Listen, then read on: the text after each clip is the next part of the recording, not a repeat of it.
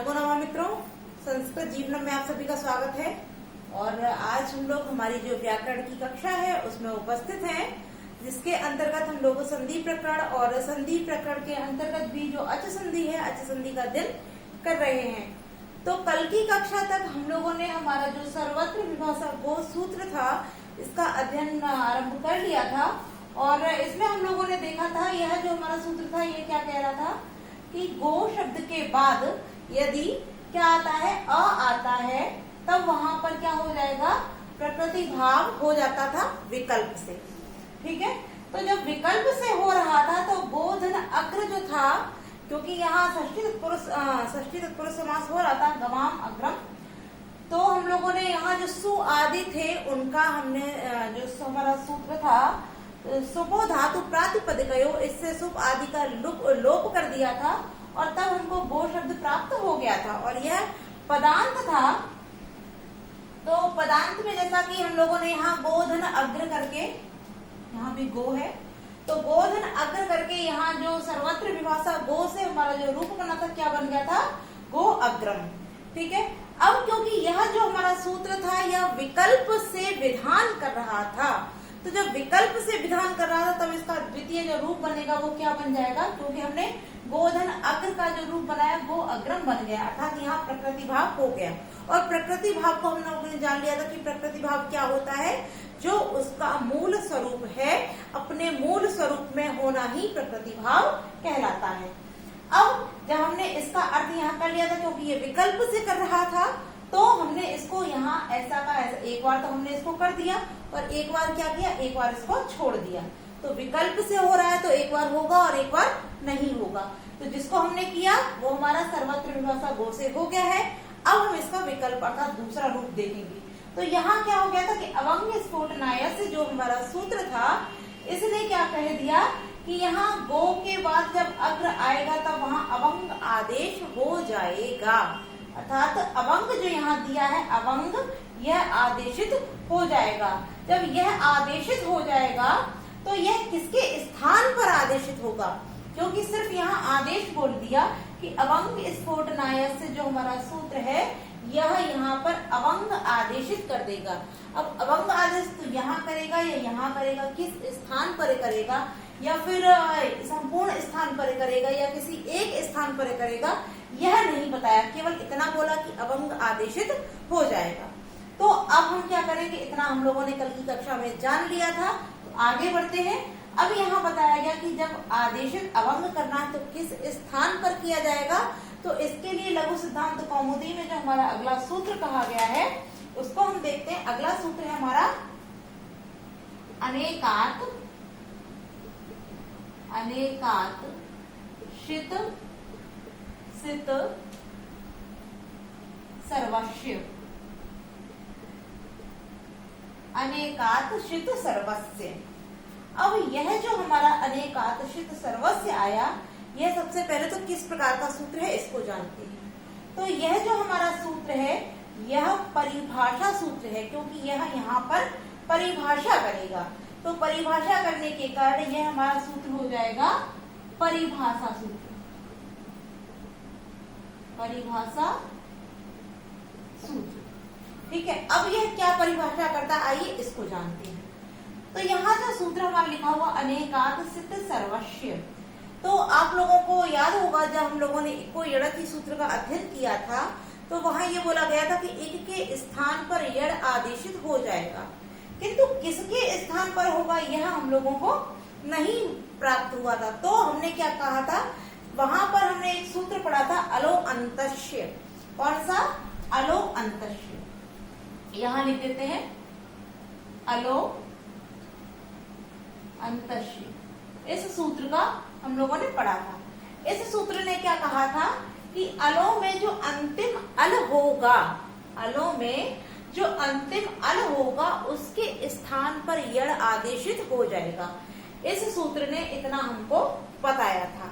अब यहाँ जो हमारा अनेकात शित सर्वस्य जो सूत्र आया है, इसने क्या कहा है कि अनेकात, यहाँ तो अल केवल अंतिम, जो अंतिम अल होगा उसके स्थान पर यड़ आदेशित करने के लिए बोला गया। किंतु इस सूत्र ने अनेकात सित सर्वस्व, इस सूत्र ने क्या कहा कि जो अनेक अल होंगे, अनेक अल होंगे और क्या होगा, शित, शित अर्थात स इत, इत संज्ञक जो श होगा उन सभी के स्थान पर, सर्वस्व से तात्पर्य है उन सभी के स्थान पर आदेशित होगा क्या, अवंग।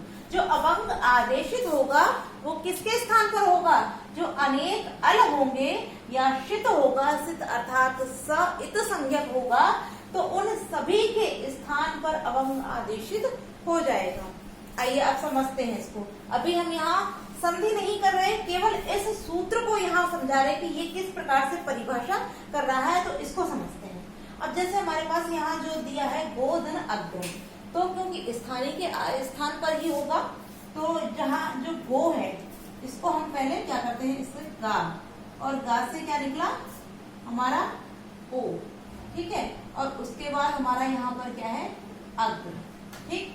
अब यहाँ क्योंकि यहाँ तो हमारा अलो अंत से निकला था अंतिम अल, किंतु यहाँ क्या बोल रहा है, अनेक अलों के स्थान पर। अब अनेक अलों से तात्पर्य यहाँ गा भी हमारे अल के अंतर्गत आता है और ओ भी हमारे अल के अंतर्गत आता है।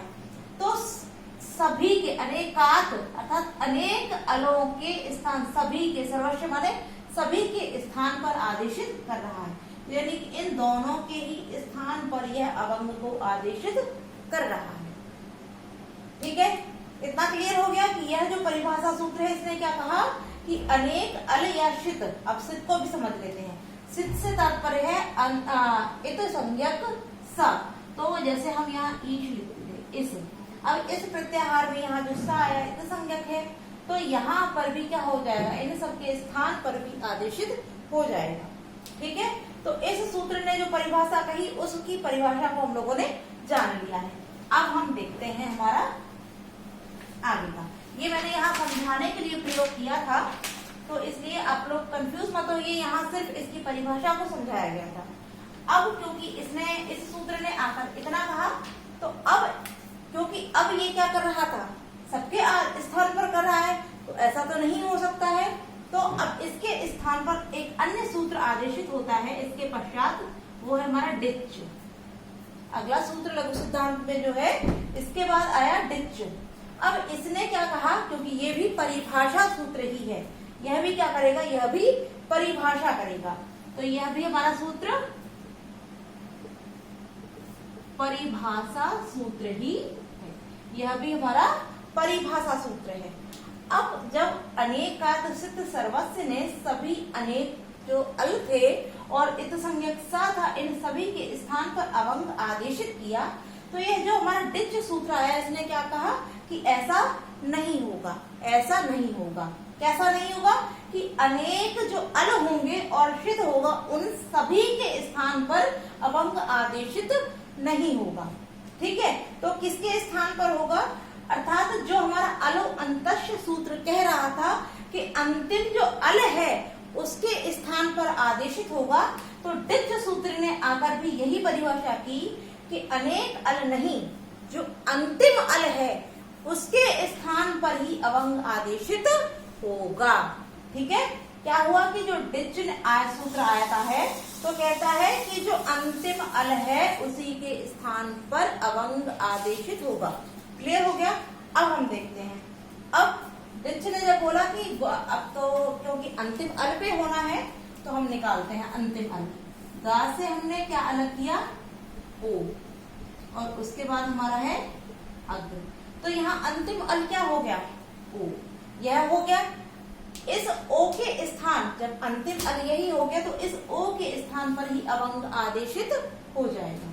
ठीक है, जब डिच सूत्र ने यह परिभाषा कर दी कि अनेक अलों और या सिद्ध के सभी के स्थानों पर नहीं होगा, केवल अंतिम अल पर होगा, तो हम अंतिम अल ओ के स्थान पर क्या कर देंगे, अवंग आदेश कर देंगे। तो यहाँ हमारा अग्र है और इससे पहले हमारा गा है, तो गा अवंग अग्र, तो किसके स्थान पर, इस ओ के स्थान पर यह अवंग आदेशित हो जाएगा। इतना आप सभी के समझ में आ गया होगा। अब यहाँ हम आगे बढ़े उससे पहले हमारा एक महत्वपूर्ण और शब्द रह जाता है, एक प्रश्न रह गया था, उसको भी हम पहले वार्तालाप अर्थात डिस्कस कर लेते हैं, उसके बाद इसको आगे देखते हैं। अब यहाँ हमारा जो सूत्र लिखा हुआ है अलो अंतस्य, इसका निषेध किसने किया, अर्थात इसका जो अपवाद सूत्र है कौन सा हो जाएगा, अनेकात सिद्ध सर्वस्य, यह इसका अपवाद हो जाएगा अलो अंतस्य का, क्योंकि अंतिम अल के स्थान पर आदेशित कौन कर रहा था, अलो अंतस्य, किंतु जो हमारा अनेकात सिद्ध सर्वस्य आया इसने इसका निषेध कर दिया, अर्थात इसका अपवाद होकर के कौन सा आ गया हमारा, अनेकात सिद्ध सर्वस्य। ठीक है, अब क्योंकि यहाँ अलो अंतस्य का निषेध करके अर्थात उसको रोक करके यह सूत्र हमारा आया, तो इसका भी निषेध किसने किया, अर्थात इसका भी अपवाद कौन सा हो गया हमारा, अगला जो परिभाषा सूत्र था डिच, तो इसका जो निषेध है वो कौन सा हो जाएगा, अर्थात इसका जो अपवाद है वो हमारा डिच सूत्र हो जाता है। तो आप इन सूत्रों को भी अवश्य ध्यान रखिए कि अलो अंतस्य का अपवाद सूत्र अनेकात सिद्ध सर्वस्य है और अनेकात सिद्ध सर्वस्य का अपवाद सूत्र डिच है, अर्थात अनेकात जो डिच है वो अनेकात सिद्ध सर्वस्य का निषेध करता है और अनेकात सिद्ध सर्वस्य जो है वो अलो अंतस्य का निषेध करता है। ठीक है, तो इस प्रकार इतना ये क्लियर हो गया। यह भी बहुत महत्वपूर्ण प्रश्न है, इसलिए मैंने आप सभी को यह रूप करके इसको बताया है। अब हम इसका आगे देखते हैं, अब इसको हटा देते हैं हम। अब क्योंकि यहाँ हम लोगों ने देखा कि डिच जो सूत्र आया इसने क्या कहा कि अंतिम अल पर अवंग आदेशित हो जाएगा, तो अंतिम अल हमारा ओ था, ओ के स्थान पर हम लोगों ने अवंग आदेशित किया, तो हमारा गा अवंग अग्र इतना हमको प्राप्त हो जाता है। जब हमको इतना प्राप्त हो जाएगा तो अब हम क्या करेंगे, इसको जोड़ देंगे। अब जोड़ेंगे कब, यहाँ जो हम देखते हैं अवंग में या लगा हुआ है, या इस या की हलंत्यम से इत संज्ञा करके तस्य लोपा से लोप कर देंगे, तो हमारे पास जो शब्द बच जाएगा वो क्या बच जाएगा, ग, फिर अब, क्योंकि यहाँ की हमने हलंत किया, हलंत करके तस्य लोपा से लोप किया, तो अब बचा हुआ है और उसके बाद हमारे पास है अग। जब इतना है अब हम इसको जोड़ देंगे, तो गा क्योंकि हलंत है उसके बाद स्वर है, तो ये गा पूर्ण हो जाता है, फिर वाह है, वाह के बाद आ है, तो वाह में भी आ है और आ में भी आ है, तो यहाँ दीर्घ हो जाएगा, अकार सवर्ण दीर्घ लग के, तो क्या हो जाएगा, गवाग्र, गवाग्र, और सु आदि की उत्पत्ति करके यहाँ हमारा शब्द जो हमको प्राप्त हो जाता है वह हो जाएगा गवाग्रम। ठीक है, तो अवंग स्फोटनायास्य से हमको यहाँ अब गवाग्रम रूप प्राप्त हो जाता है। तो अब हमको यहाँ गोधन अग्र के दो रूप प्राप्त हो गए। अब क्योंकि यहाँ जो हमारा सर्वत्र विभाषा गो जो विधि सूत्र था, इसने भी क्या किया था कि यहाँ प्रकृति भाव होगी किंतु विकल्प से, नित्य नहीं होगी, विकल्प से, तात्पर्य एक बार होगी एक बार नहीं होगी। तो यहाँ गोधन अग्रम से अर्थात गोधन अग्र से गो अग्रम हमको प्राप्त हो जाता है, जो कि प्रकृति भाव का रूप हो गया। अब क्योंकि एक बार हमने इसको इस प्रकार किया तो एक बार यह नहीं होगा, तब हमने क्या कहा, अवंग स्फोटनायस्य। अब यह जो सूत्र था हमारा अवंग स्फोटनायस्य, यह भी विकल्प से ही करता है, यह भी नित्य नहीं करता है, विकल्प से ही करता है। और जब यह भी हमारा विकल्प से करता है तो इसका भी अन्य कोई रूप अवश्य ही बनेगा। तो आइए अब हम पुनः यहीं से देखेंगे, क्योंकि एक बार तो अवंग स्फोटनायस्य ने जब अपना रूप सिद्ध किया तो हमको गवाग्रम प्राप्त हो गया। ठीक है, हमको क्या प्राप्त हुआ, गवाग्रम। जब सर्वत्र विभाषा गो ने किया तब हमको क्या प्राप्त हुआ, गो अग्रम। अब यह भी विकल्प से था तो हमने दूसरा रूप इसका गवाग्रम देखा, और यह भी विकल्प से ही कर रहा है, तो एक बार गवाग्रम होगा तो इसका अन्य रूप भी हमको प्राप्त होगा। तो अब हम क्या करेंगे, इसका जो द्वितीय रूप है आइए उसको देखते हैं। तो इस संपूर्ण प्रकरण को आप लोग ध्यान रखिए, चाहे तो आप लोग स्क्रीनशॉट ले लीजिए, और क्योंकि यहाँ हम साफ करेंगे इसके बाद इसका अगला रूप हम देखेंगे। तो आप सभी लोग स्क्रीनशॉट ले लीजिए, और इस रूप को मैं यहाँ इसके अवंग स्फोटनायस्य के आगे लिख रही हूँ। तो आप लोगों ने स्क्रीनशॉट ले लिया होगा। आइए अब हम आगे लिखते हैं इसका।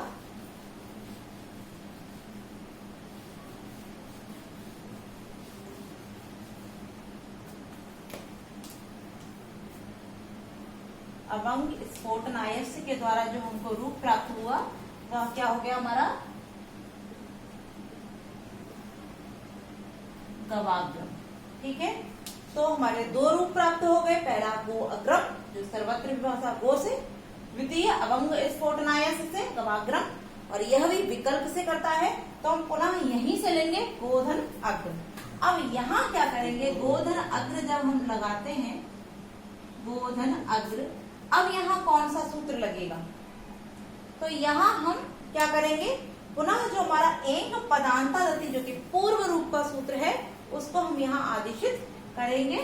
कौन सा, एंग पदांतादति, एंग पदांतादति। अब क्योंकि इस सूत्र को हम पहले अध्ययन कर चुके हैं इसलिए इसका विस्तृत अध्ययन नहीं करेंगे। आप सभी जानते हैं कि एंग पदांतादति सूत्र हमारा क्या कहता है, यदि एंग प्रत्याहार के, अब एंग प्रत्याहार भी कैसा हो, पद के अंत में यदि एंग प्रत्याहार हो और उसके बाद यदि अद अर्थात अत आ आता है तब वहां पर पूर्व रूप आदेशित हो जाता है, अर्थात दोनों के स्थान पर पूर्व रूप एक आदेश हो जाएगा। तो आइए देखते हैं इसको। तो गा से हमने क्या निकाला, ओ, और उसके बाद हमारा क्या है, अग्र। अब हम देखते हैं कि गो जो हमारा क्या है, पदान पद है, और पद के अंत में क्या है, एंग प्रत्याहार में हमारे कौन कौन से वर्ड आते हैं, तो ए और ओ। तो यहाँ क्या बोला है कि पद के अंत में क्या हो, एंग। तो यहाँ गा में ओ था तो एंग प्रत्याहार हमको यहाँ पद के अंत में प्राप्त हो जाता है। और उसके बाद में क्या बोला है कि अत, उसके बाद क्या हो, यहाँ पर अत हो, अत। तो यहाँ हम देखते हैं कि यहाँ हमको अत भी प्राप्त हो जाता है। तो पद के अंत में हमको एंग प्रत्याहार प्राप्त हुआ और एंग प्रत्याहार के पश्चात हमको अत भी प्राप्त हो गया। और जब अत हमको यहाँ प्राप्त हो जाता है तो यहाँ पर इन दोनों के स्थान पर पूर्व रूप एकादेश हो करके हमको यह रूप इसका प्राप्त हो जाता है। क्योंकि इसका विस्तृत अध्ययन हम लोगों ने कर लिया।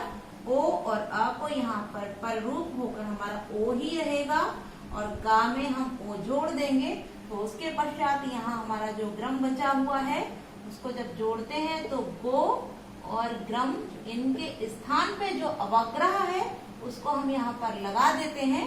और अवग्रह हम क्यों लगाते हैं, जिससे कि हमको यह पता चलता रहता है कि यहाँ पर पूर्व रूप संधि हमारी हुई है।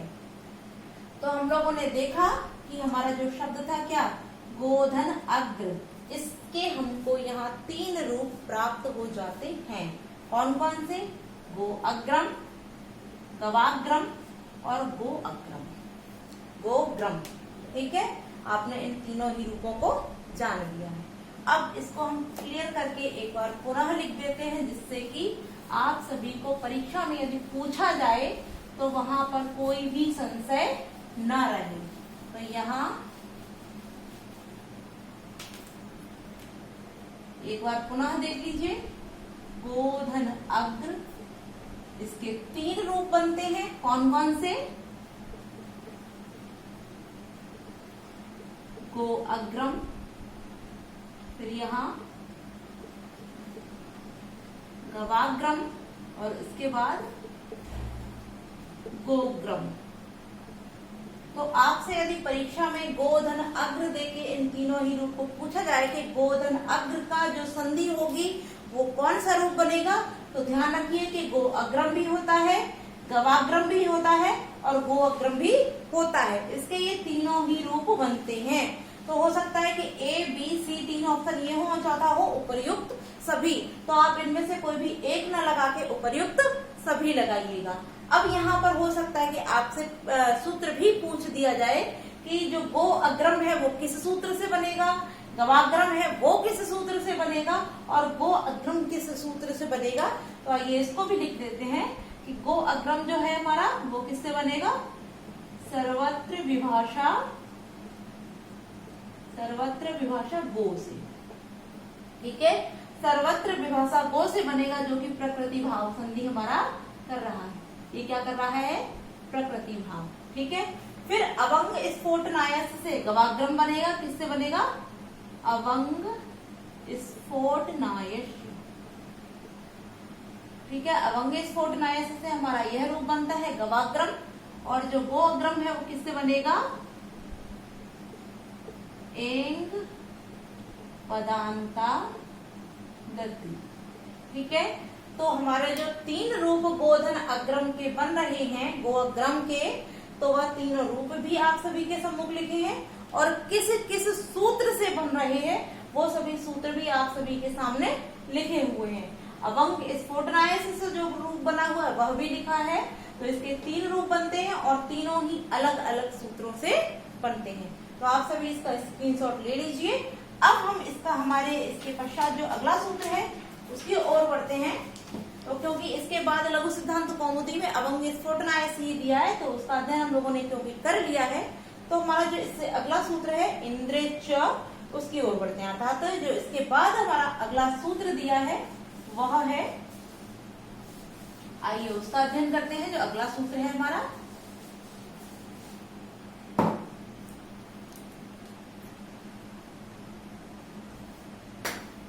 इंद्रे च।